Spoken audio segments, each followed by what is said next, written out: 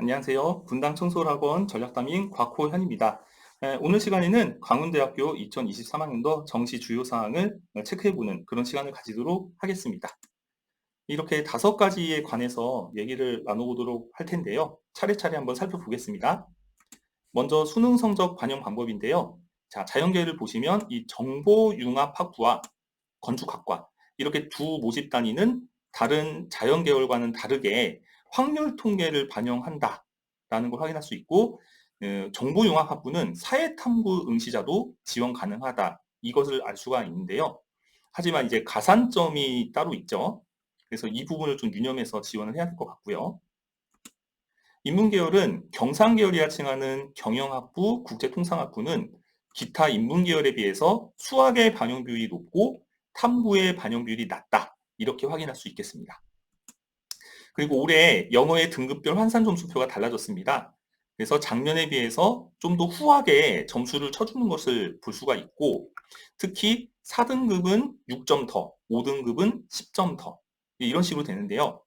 그러니까 4등급까지가 190점대가 되다 보니 아마 3, 4등급 대 친구들도 좀 지원하는데 좀 뭔가 생각을 해볼 수 있지 않을까, 뭐 이런 생각이 듭니다. 하지만 가급적 2, 3등급 때는 맞춰야 되지 않을까, 이 생각에는 전 변함이 없습니다.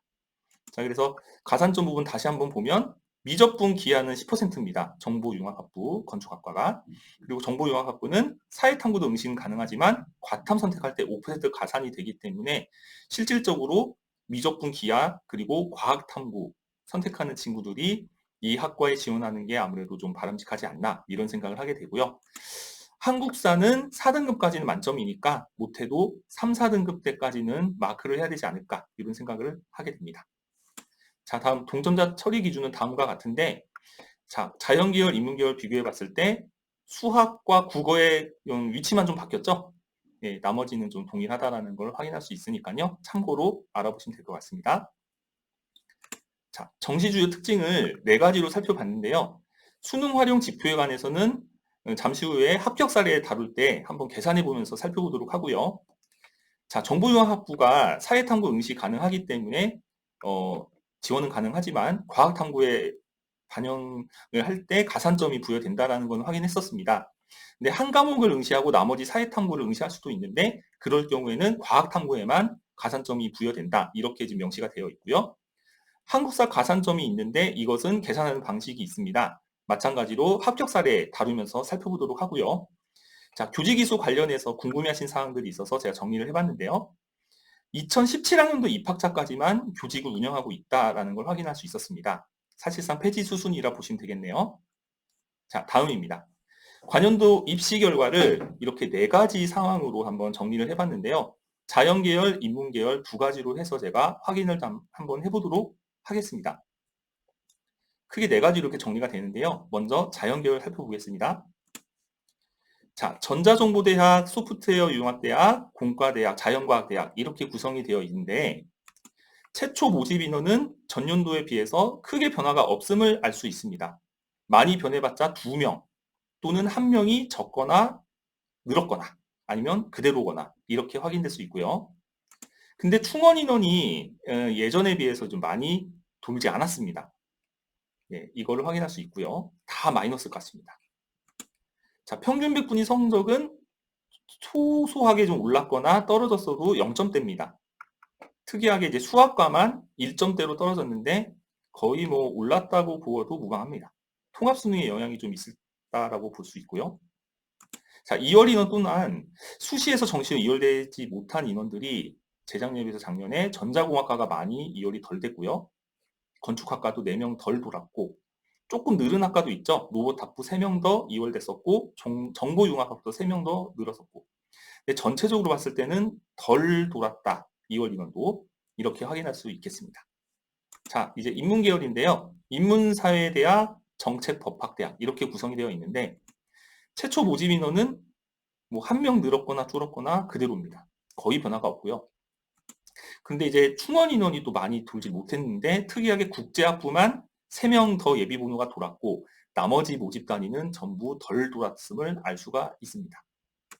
평균 백분위 성적은 통합순위의 영향 때문에 아무래도 이제 수학에서 인문계열 친구들이 점수를 덜 받았다 이렇게 판단되시다 보니까 많이 내려앉았음을 확인할 수 있고요. 2월 인원이 경영학부가 11명 덜 넘어왔었고요.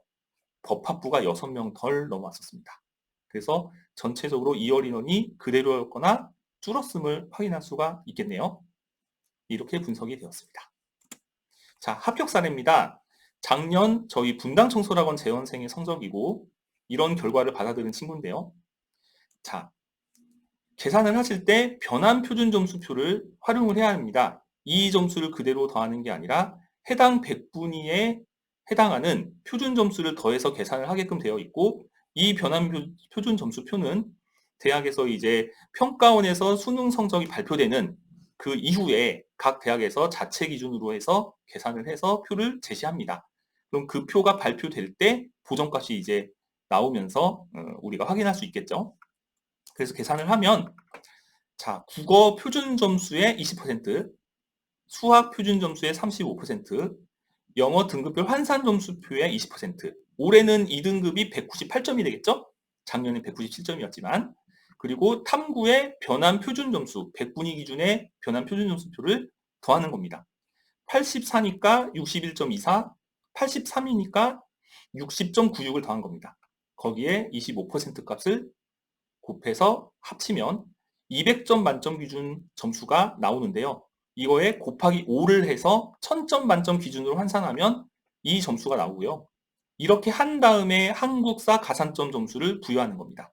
이 친구는 2등급을 받았기 때문에 광운대는 1등급에서 4등급까지가 만점 10점 줍니다. 해서 696.25가 나오는 것입니다.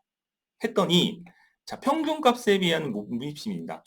최종 등록자의 평균값에 못 미치나 이제 추가 합격권에 들었었기 때문에 가군에 이제 소신 지원을 했던 것이고 예비 18번으로 추가 합격된 그런 사례라고 볼 수 있겠습니다. 네, 이상으로 2023학년도 정시 주요사항 체크 광운대 편을 마치도록 하겠습니다. 끝까지 봐주셔서 감사합니다.